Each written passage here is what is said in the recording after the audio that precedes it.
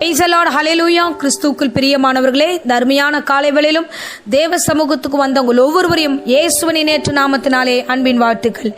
இந்த நாளுக்கான வேத வசனம் 1 பேதுரு 5ஆம் அதிகாரம் 8வது வசனத்தை அடியேன் வாசிக்கிறேன்.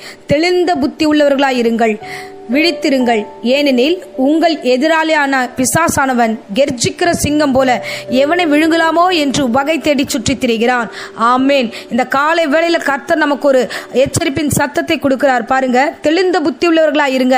ஏன் நம்ம தெளிந்தவர்களா இருக்க வேண்டும் அப்படின்னா, நம்முடைய எதிரி யார் என்பதை நாம் தெரிந்து கொள்ள வேண்டும். தெளிவில்லாம நம்ம என்ன பண்ணுகிறோம்? மாம்சமான ஜனங்கள் மீது நம்ம போராடி கொண்டிருக்கிறோம். மாம்சமான ஜனங்களோடு கூட நம்ம சண்டை பண்ணிக்கிட்டு இருக்கோம். நம்ம நம்மளுடைய எண்ணம் ஏக்கம் நம்மளை சுற்றி இருக்கிறவங்க தான் நமக்கு எதிரி, நம்ம சொந்த பந்தங்கள் தான் நமக்கு எதிரி, நம்ம வீட்டில் இருக்கிற மனுஷர்கள் தான் எதிரி அப்படின்னு நம்ம தவறுதலான ஒரு புரிதலுக்குள்ளாக நம்ம போறோம். அதுதான் இன்னைக்கு கர்த்தருடைய வார்த்தை சொல்கிறது, நீ தெளிந்த புத்தி உள்ளவளா இருக்க வேண்டும். ஏன்னா உன் எதிரி மனிதர்கள் அல்ல, உன் எதிரி சொந்தம் அல்ல, உன் எதிரி உன்னுடைய நண்பர்கள் அல்ல, உன்னுடைய எதிரி பிசாசானவன். ஆமென், அல்லேலூயா.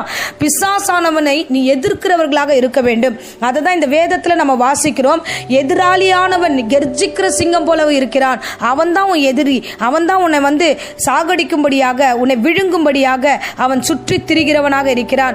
அந்த பக்கம் இந்த பக்கம் சுற்றி சுற்றி சுற்றி திரிந்து கொண்டே இருக்கிறான். யார் தெரியுமா அதிகமா சுற்றி திரிந்து கொள்வா?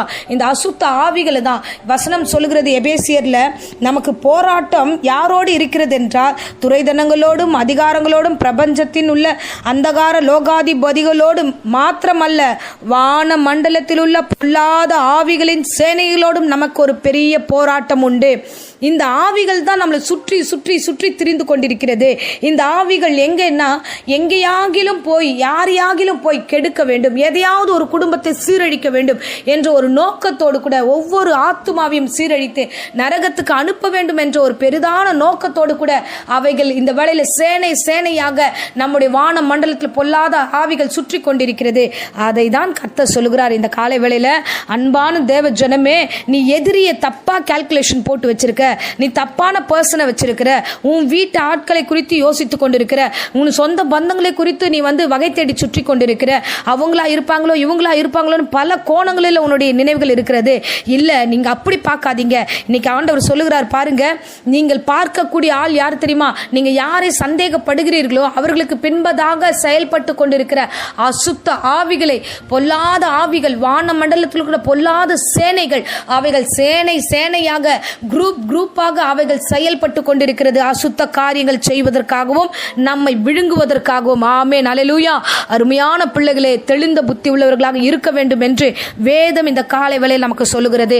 40 நாள் உபவாசத்துக்காக நாம் கடந்து வந்திருக்கிறோம். நாம குடும்பத்திற்காக ஜெபிக்க வந்திருக்கிறோம். உங்கள் வீட்டில் இருக்கிற பர்சன்ஸ் எல்லாம் ரொம்ப முக்கியமானவர்கள். ஸோ வீட்டில் இருக்கிற கணவன் ஆகட்டும், மனைவி ஆகட்டும், இல்ல தாய் தகப்பன் ஆகட்டும், பிள்ளைகள் ஆகட்டும், உற்றார் உறவினர், உங்கள் வீடுகளிலே இருக்கிற ஒவ்வொரு உறவுகளும் ரொம்ப முக்கியமானவர்கள். ஆனா நீங்க என்ன நினைக்கிறீங்கன்னா, பிசாசு இவர்கள் தான், இவர்கள் மூலமா தான் காரியம் நடக்கிறது என்று தவறுதலான புரிதலோடு பிசாசு சொல்லுகிற வார்த்தைகளுக்கு செவி சாய்க்கிறோம். இன்றைக்கு இந்த காலை வேளையில கர்த்தர் உங்களோடு பேசுகிறார். அருமையான தேவ ஜனமே, தெளிந்த புத்தி உள்ளவர்களா இருங்கம்மா. நீங்க இந்த வேளையில இந்த பிரசங்கத்தின் மூலமாக அறிவை பெற்றுக்கொள்ள வேண்டும். அதுக்கு தான் வசனம் சொல்லுது, இந்த பொல்லாத ஆவிகள் சுற்றி கொண்டிருக்கிறது, இவைகளை குறித்து உனக்கு ஒரு நினைவு வேண்டும். அந்த வசனத்துல எபேசியர் 6:12 வசனம் சொல்லுது, மாம்சத்தோடு ரத்தத்தோடும் அல்ல. மாம்சத்தோடு ரத்தத்தோடு யார் இருக்கிறாங்கன்னா மனுஷர்கள். சோ நம்மளை சுற்றி இருக்கிற உறவுகள், நம்ம சூழ்ந்திருக்கிற ஜனங்கள், இவங்க எல்லாம் மாம்சத்தோட ரத்தத்தோட தான் நம்ம கூட இருக்கிறாங்க. அப்ப அவங்களோட பிரச்சனை உனக்கு இல்ல, அவங்க இல்ல உன் எதிரி, அவங்க இல்லை என்பதை திட்டமா இந்த காலை வேளையில கர்த்தர் பேசுகிறார். பொல்லாத ஆவிகளும் பிரபஞ்சத்தில் இருக்கிற லோகாதிபதிகளும் அந்தகார கிரியைகள், இதெல்லாம் மறைமுகமாய் செயல்படுகிறது. அந்தகாரங்கள் அப்படின்னா நம்ம கண்ணுக்கே தெரியாத ஒரு காரியங்கள் நம்மளை சுற்றி கொண்டிருக்கிறது. அவைகளை எதிர்க்க போராட நீங்கள் எழுந்திருக்க வேண்டும். அல்லேலூயா. இதற்காக நீங்கள் தெளிந்த புத்தி உள்ளவர்களாக செயல்பட வேண்டும் என்று தேவன் நம்மை விரும்புகிறார். ஆனால் இன்றைக்கு பல குடும்பங்கள் பாழாய் போய் கொண்டிருக்கிறது. பல குடும்பங்களில் பிரிவினை உண்டாயிருக்கிறது. ஒருவர் மனுஷர்கள் நேர்த்தியாய் பார்த்து கொள்ள முடியல. ஒரே வீட்டுக்குள்ள இருந்து அநேக பிரச்சனைகள், கணவன் மனைவி மீதும், மனைவி கணவன் மீதும் பொல்லாத நினைவுகளோடு வாழ வேண்டியதா இருக்கிறது. அப்படி இல்லைன்னா வீட்டில் இருக்கிற உறவுகள், தாய் தகப்பனோ மாமியார், இந்த வேளையில மாமனாரியோ மற்ற நாத்தனாரியோ யாரையோ மற்ற உறவுகளையோ நாம கொச்சப்படுத்தி கொண்டிருக்கிறோம், அசிங்கப்படுத்தி கொண்டிருக்கிறோம். உறவுகளை தவறுதலாய் நாம வாழ்ந்து கொண்டிருக்கிறோம். அருமையானவர்களே, முந்தின காலகட்டத்தில் பழைய மனுஷர்களாய் இருக்கும் பொழுது நாம் இந்த நினைவுகளோடு வாழ்ந்தது சரி. ஆனா இப்ப கிறிஸ்துக்குள்ள இருக்கிறோமே, கிறிஸ்துவாகிய தலையாகிய கிறிஸ்துவை நீங்க சொந்த தெய்வமாக ஏற்றுக்கொண்டீர்களே, இந்த நாட்களில் கர்த்தர் இணைத்ததை நாம எந்த சூழ்நிலையிலும் பிரிக்க கூடாது. உறவுகள் கர்த்தர் இணைத்தது, நம்மளை சுற்றி இருக்கிற காரியங்கள் எல்லாம் கர்த்தர் கொடுத்தது. இது எல்லாம் பிரிவினையாய் பார்க்காதீர்கள். பிசாசானவன் பிரித்து வைத்திருக்கிறான். அதுதான் இந்த காலை வேளையில கர்த்தர் சொல்லுகிறார், உங்க போராட்டத்தின் நோக்கத்தின் கண்ணோட்டத்தை மாற்றுங்க. அவர்கள் அல்ல, அவர்களுக்கு பின்னாக செயல்பட்டு கொண்டிருக்கிற பொல்லாத ஆவிகள், அவைகள் ஒரு சேனையாக செயல்பட்டு கொண்டிருக்கிறது.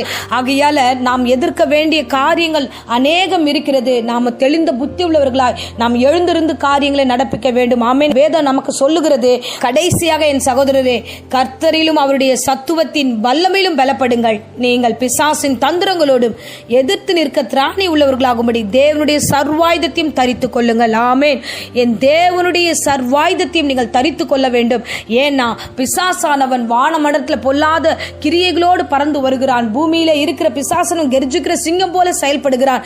கண்ணுக்கு தெரியாத அந்தகார கிரியைகள் நம்மளை சுற்றி கொண்டிருக்கிறது. இவை எல்லா காரியத்தையும் எதிர்கொள்வதற்கு கர்த்தர் கொடுக்கிற வார்த்தை, நீங்கள் பலப்பட வேண்டும், கர்த்தரின் வல்லமையை பெற்றுக்கொள்ள வேண்டும், கர்த்தருடைய ஆசீர்வாதத்தை பெற்றுக்கொள்ள வேண்டும். ஆவியிலே அனலுள்ளவர்களாய் தேவனுடைய சர்வாயுதத்தையும் தரித்துக் கொண்டு ஒவ்வொரு கிரியைகளும் எதிர்த்து நிற்கிற பிள்ளைகளாய், திராணி உள்ள பிள்ளைகளாய் நாம் மாற வேண்டும் என்று கர்த்தர் விரும்புகிறார். ஆமென். ஹல்லேலூயா, ஹல்லேலூயா. சோ தேவனுடைய வார்த்தைகளை நாம் பற்றி கொண்டிருப்போம்.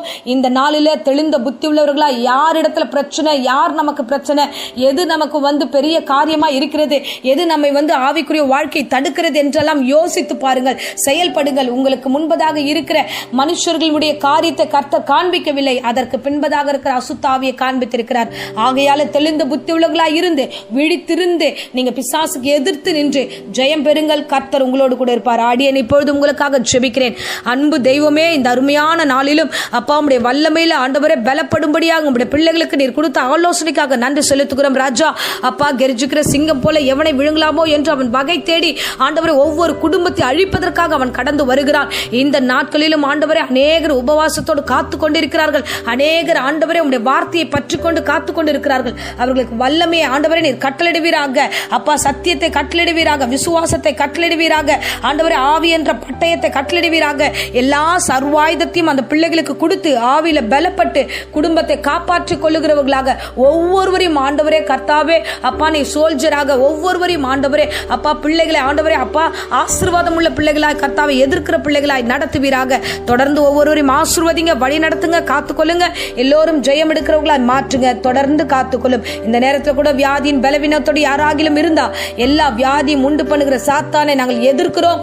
எல்லாவற்றையும் பிசாசின் கிரியைகளை ஆண்டவரே சபித்து பாதாளத்தில் கட்டுகிறோம். ஆண்டவரே நீர் பெரிய காரியங்களை செய்து ஒவ்வொரு குடும்பத்தையும் பாதுகாத்துக் கொள்ளுங்க, ஆசீர்வதிங்க. இந்த பிரசங்கத்தை கேட்டுக்கொண்டிருக்கிற ஒவ்வொரு பிள்ளைகளுக்குள்ளாய் இருக்கிற தேவையற்ற குழப்பங்கள், பலவீனங்கள், பயங்கள், ஆண்டவரே கிரியைகள் இயேசுவின் நாமத்தை வெளியேற்றுகிறேன். ரத்தத்தை பூசி ஆவில நிறைவாய் ஆசீர்வதிக்கிறேன். தொடர்ந்து காத்துக்கொள்ளும், வழி நடத்தும். இயேசுவின் நேற்று நாமத்தில் ஜெபித்து ஆசீர்வாதத்தை ஒப்புக் கொடுக்கிறேன். ஜீவனுள்ள நல்ல பிதாவே, ஆமேன், ஆமேன். Praise the Lord. God bless you.